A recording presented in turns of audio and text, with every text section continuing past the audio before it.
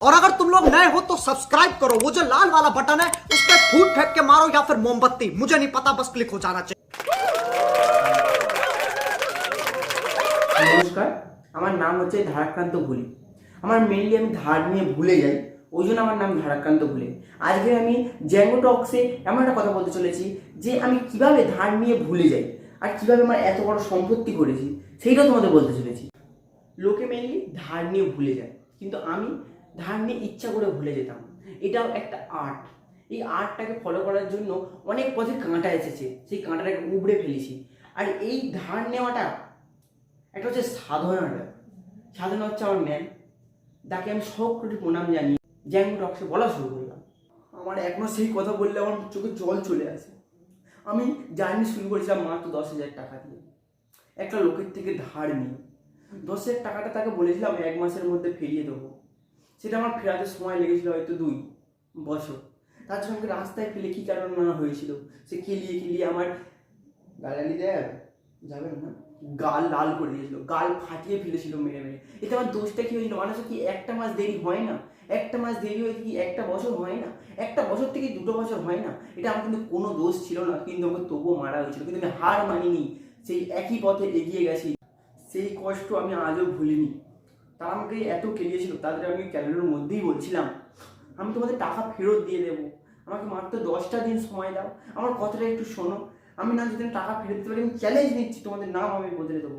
তখন তারা বলছে যে তুই টাকা দিতে পারবি না, তাহলে আমরা কেন নাম বদলাবো? সেই ভেবে তারা আরও কেন তারা করলো। ঠিক আছে, সেই তো এক খবর। তারপরে তারা বলছে, তারা একজনকে এত বড় বড় চোখ করে বলছে পয়সা দিবি না এখানে কুঁচে ফেলবো। কিন্তু আমার দোষটা কী ছিল?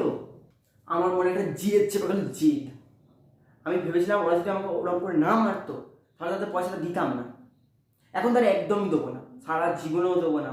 এইরকম করে আমি বেগ তৈরি করলাম নিজের মধ্যে, ওদের টাকা দেবো না ভেবে নিয়েছিলাম, সারা জীবন আর টাকা দেবো না আমাদেরকে।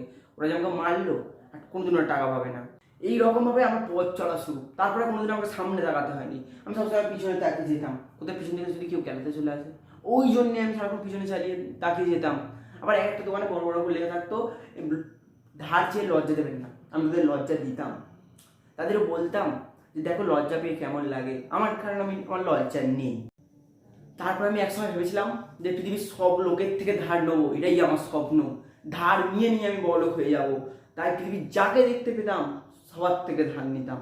একদিন যারা অঙ্ক তৈরি করে, একটা অঙ্ক বইয়ে লেখা আছে দেখছি, রামবাবু একজনের থেকে 20,000 টাকা ধার নিয়েছিল।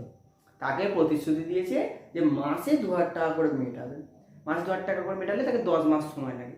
কিন্তু সে 3 মাস ধার মেটানোর পরে আর টাকা দেয়নি। আমার রামবাবুর বিশাল রাগ ধরলো। এটা কি ধরনের স্বভাব?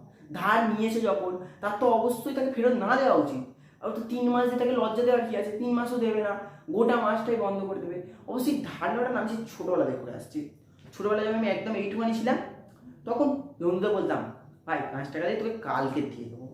ওই কালটা আজকে মনে হয় 50 বছরের কাছাকাছি এসে গেল, কিন্তু কালটা আর আজ হলো না। সেই কালই রয়ে গেল, তাকে পয়সা আমি দিয়ে উঠতে পারলাম না। আরও লোকের থেকে 500,000 টাকা তার থেকে ধার করে নিয়েছি।